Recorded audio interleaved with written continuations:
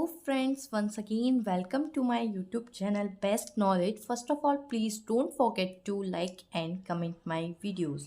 So आज हम BSc fourth semester में मैथ्स में चैप्टर नंबर 2 काइनेमेटिक्स इन 2 डायमेंशंस के बारे में पढ़ेंगे। सो फर्स्ट ऑफ ऑल मैं आपको बता दूं BSc फोर्थ सेमेस्टर में मैथ्स की 2 बुक लगी हुई हैं, जिसमें से एक फर्स्ट वाली बुक के लेक्चर्स कंप्लीट हो चुके हैं और सेकंड बुक स्टार्ट हो गई है जिसका नेम है मैकेनिक्स। उसका ये चैप्टर नंबर सेकंड का लेक्चर नंबर फर्स्ट है। अगर आपको इसके प्रीवियस के लेक्चर्स देखने हैं, प्रीवियस के चैप्टर्स के लेक्चर्स देखने हैं, तो उसकी बनी बनाई प्लेलिस्ट का लिंक मैंने अपने डिस्क्रिप्शन में दे दिया है। आप वहाँ से जाकर मेरे प्रीवियस के सारे लेक्चर्स देख सकते हैं।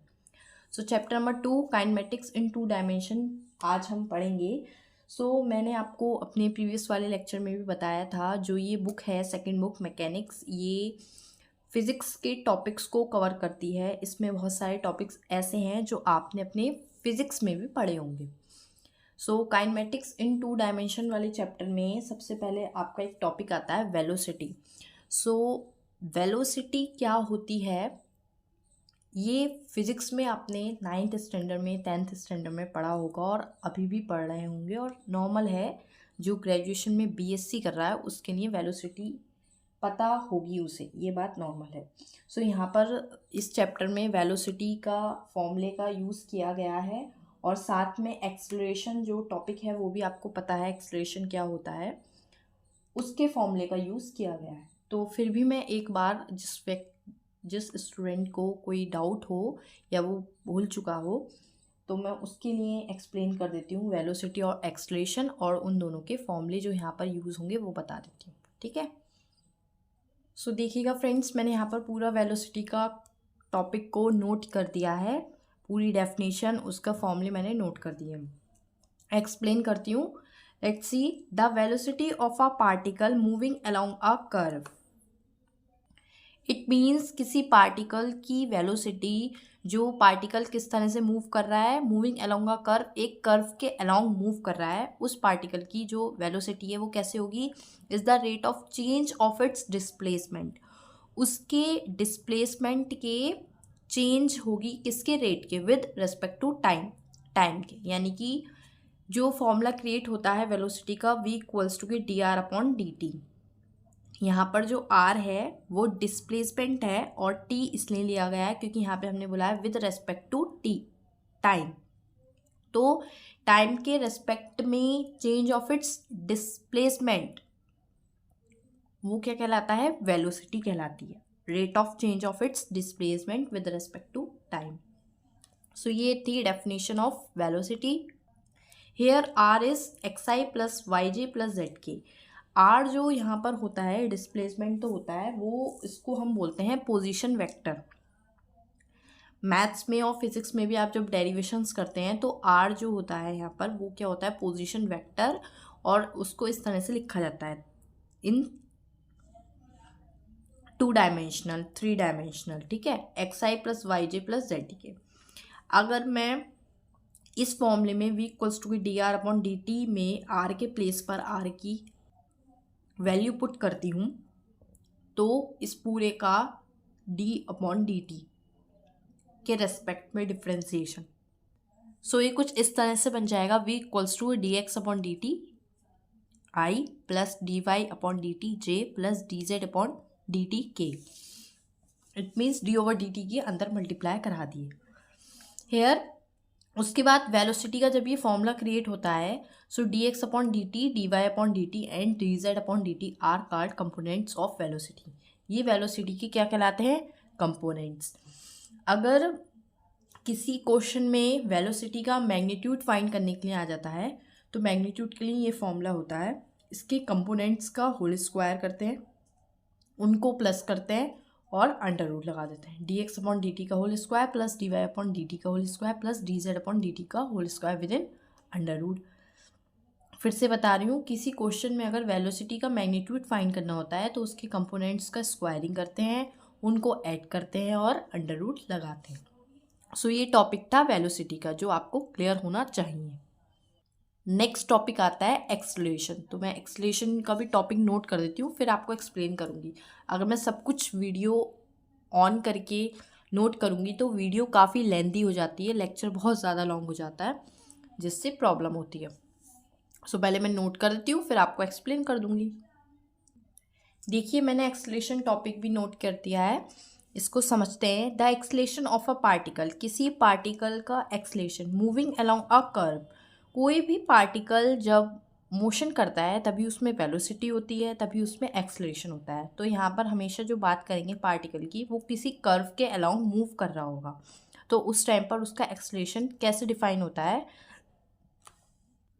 It defined as the rate of change of velocity. इसका मतलब rate of change of velocity क्या डिफाइन करेगी? किसी पार्टिकल का एक्सलेशन। वेलोसिटी हम पढ़ चुके हैं, तो वेलोसिटी में rate of change of velocity यानी कि विद रेस्पेक्ट टू टाइम, पूरा अगर आप लिखें तो a equals to d we over D t, ये फॉर्मूला बनता है एक्सलरेशन का, a equals to d we over D t, क्योंकि हमने क्या बोला? Rate of change of velocity, and velocity को वी से डिफाइन करते हैं, तो d we over D t. अब इसको और समझते हैं, d we over D T, but यहाँ पर डी ओवर डी टी तो ठीक है, वी के प्लेस पे हम क्या लिख सकते हैं? वी की वैल्यू कितनी होती है? D r over D t. So यहाँ पर इस फॉर्मूले में एक्सलेशन का फॉर्मूला ये होता है, बट इस फॉर्मूले में हमने वी के प्लेस पर क्या रख दिया है? D r over D t. So इस तरह से बन गया है d over D t as it is, v के प्लेस पे d r over D t. So ये कितना हो जाएगा जब इसके अंदर मल्टीप्लाई कराएंगे? डी 2 टाइम्स हो जाएगा D two R by D T square, ठीक है। और साथ ही जैसे मैंने इस तरह से इसके कंपोनेंट्स लिखे थे, सिमिलर एक्सलेशन के भी लिखते हैं।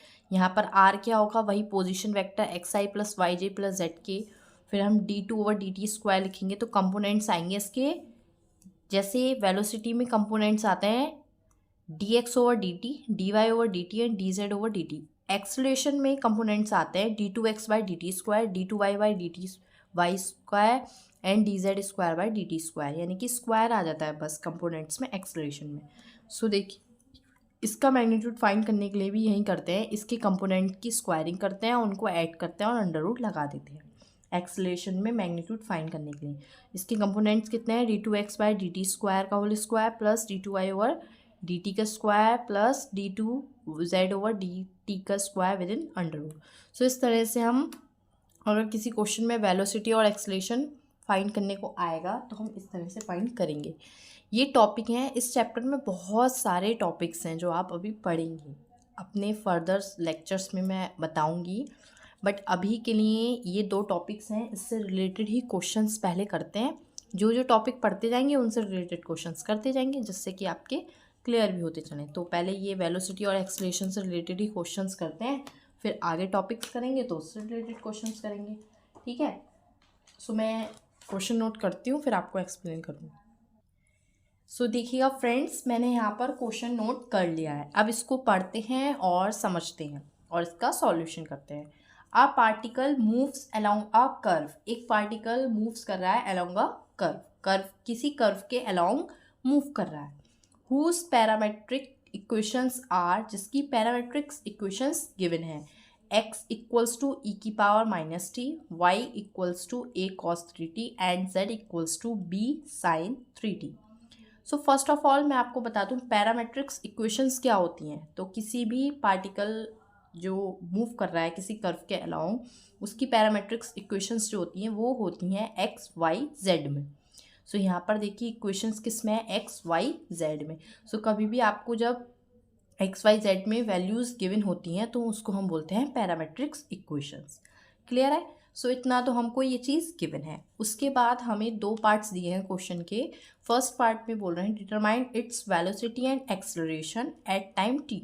टाइम टी पर हमको इसका वेलोसिटी और एक्सलरेशन डिटरमाइन करना है। सो वही जैसा मैंने आपको वेलोसिटी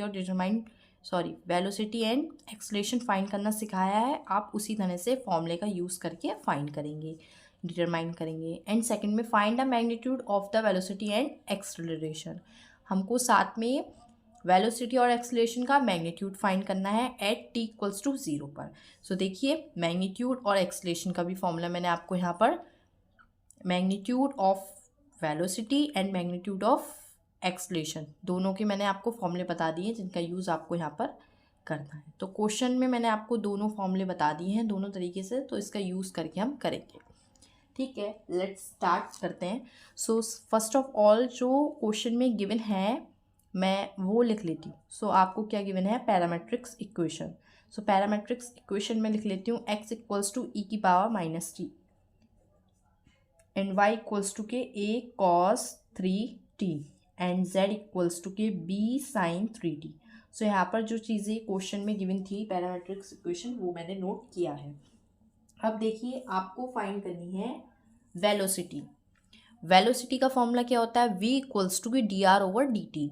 बट यहाँ पर r तो दिया नहीं है, r की वैल्यू गिवन होती तो आप इस फॉर्मूले में r रख देते, r की वैल्यू पुट कर देते और उसका डिफ्रेंशिएशन t के रेस्पेक्ट में कर देते, आपकी वेलोसिटी आ जाती। बट यहाँ पर कहीं भी r की वैल्यू गिवन नहीं है, यहाँ पर किसकी वैल्यू गिवन है, x की, y की, z की।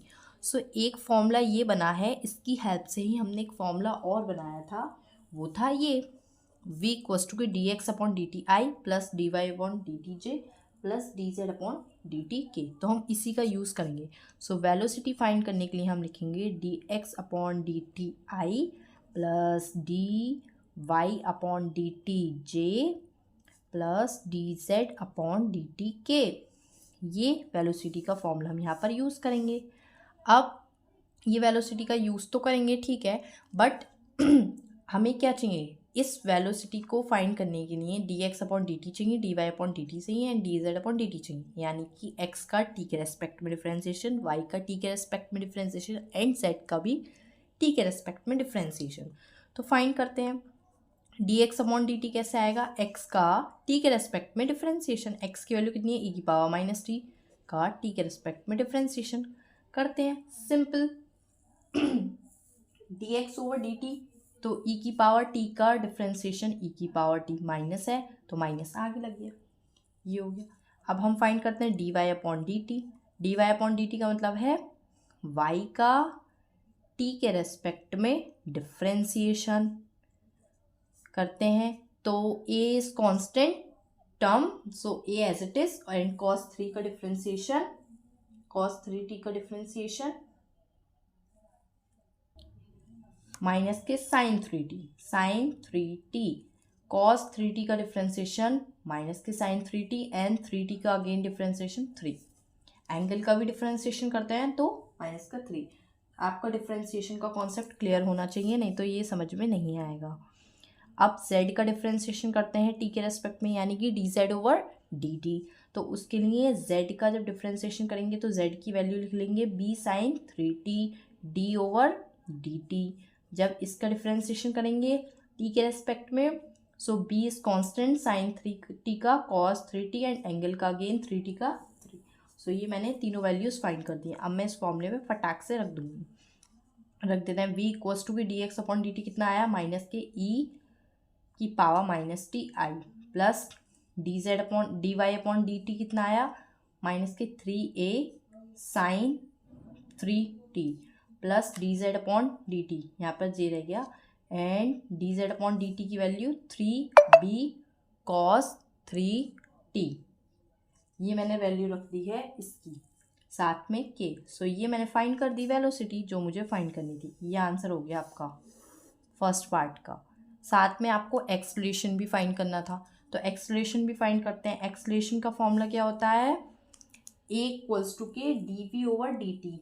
बट यहाँ पर v की वैल्यू तो हमारे पास है नहीं, सो हम इसको इसी फॉर्म में फाइंड करेंगे। a का नया फॉर्मूला बनेगा D two X by D T square I plus D two Y over D T square J plus D two Z by D T square के।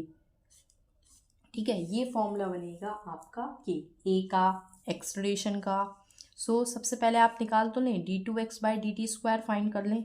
किस तरह से आएगा, यानी कि D X over D T की जो वैल्यू आई है उसका एक बार और डिफ्रेंशिएशन कर लें, तो आपको क्या मिलेगा, D two x by D T square. D X by D T की जो वैल्यू आई है उसका एक बार और टी के रेस्पेक्ट में डिफ्रेंशिएशन करने पर d two x by D T square मिलेगा। Similarly d two Y over D T square मिलेगा and d two z by D T square मिलेगा। सो इसका एक बार और डिफ्रेंशिएशन करने पर ई की पावर माइनस टी का ई की power minus T, minus already है, माइनस माइनस प्लस हो जाएंगे, तो D two x by D T square की वैल्यू ई की पावर माइनस टी। अब हम फाइंड करेंगे D Y upon d2y/dt², d2y/dt² कितना है ये। सो इसका एक बार और डिफ्रेंसिएशन करेंगे, sin t का cos 3t and a as it is, constant term as it is, and 3 angle में भी था, 3 3 ज़ा 9 माइनस के। सो ये हमने फाइंड कर लिया है d2x/d2y/dt²। इसी तरह हम फाइंड करेंगे d2z/dt²। तो dz/dt का स्क्वायर कितना था, ये 3b cos 3t। इसका डिफ्रेंसिएशन करेंगे cos 3t का sin 3t, वो भी माइनस के, b as it is, and angle का करेंगे 3t का 3, तो 3 3 ज़ा 9। तो d2z/dt² कितना है, माइनस के 9b sin 3t। ये हमने तीनों वैल्यूज़ फाइंड की हैं, अब हम इस फॉर्मूले में रख देंगे। सो एक्सलेशन आ जाएगा। सो सारी वैल्यूज़ अब हम इस फॉर्मूले में रख देंगे। e⁻−t i d2y/dt² माइनस के 9a cos 3t माइनस के 9b sin 3t j k। सो ये हमने फाइंड कर दिया है एक्सलरेशन। सो ये हो गया इसका आंसर। सो हमने वेलोसिटी एंड एक्सलेशन फाइंड कर दिया है। सेकंड पार्ट में मैग्नीट्यूड फाइंड करना है वेलोसिटी और एक्सलेशन का एट टाइम t = 0। सो हम इसका मैग्नीट्यूड फाइंड करते हैं वेलोसिटी का। सेकंड पार्ट में हमें वेलोसिटी का मैग्नीट्यूड फाइंड करना है। सो वेलोसिटी का मैग्नीट्यूड फाइंड करने के लिए इस फॉर्मूले का यूज़ करते हैं, dx/dt² plus dy/dt² plus dz/dt² within under root. So करते हैं, बट इन्होंने क्या बोला था, एट t = 0। सो ये जो वेलोसिटी आपने फाइंड की थी, इसमें क्या रख देंगे, t के प्लेस पर 0 पुट कर देंगे, क्योंकि यहाँ पर बोला था एट t = 0। सो t के प्लेस पर 0 पुट करेंगे, e⁻0 1। सो यहाँ पर आ गया आपको 1, बट माइनस है तो माइनस का 1, माइनस यहाँ पर साइन t की जगह 0 रखेंगे, साइन 0 0, तो ये वाला पूरा टर्म 0 हो जाएगा। cos 0 1, तो यहाँ बचेगा 3b प्लस के 3b। ठीक है, इस तरह से आपके ये टर्म बचे हैं। यहाँ पर i बचा है और यहाँ पर 3b k बचा है। अब इसका मैग्नीट्यूड फाइंड करेंगे, वेलोसिटी का मैग्नीट्यूड फाइंड करेंगे। सो मैग्नीट्यूड में इसके कंपोनेंट्स का स्क्वायर करते हैं। यहाँ पर है 1 एंड यहाँ पर है 3b का होल स्क्वायर। सो 1 का स्क्वायर 1, 3b का स्क्वायर 3 3 ज़ा 9 b² within under root. So ये हमने फाइंड कर दिया मैग्नीट्यूड ऑफ वेलोसिटी। इसके कंपोनेंट्स का स्क्वायर करते हैं। सिमिलरली हम एक्सलेशन के मैग्नीट्यूड को फाइंड करेंगे। सो एक्सलेशन के मैग्नीट्यूड को फाइंड करने के लिए सबसे पहले एक्सलेशन जो हमने फाइंड किया है, यहाँ पर हम t के प्लेस पर 0 पुट कर देते हैं। तो t के प्लेस पर 0 पुट करने पर i एंड माइनस के 9aj।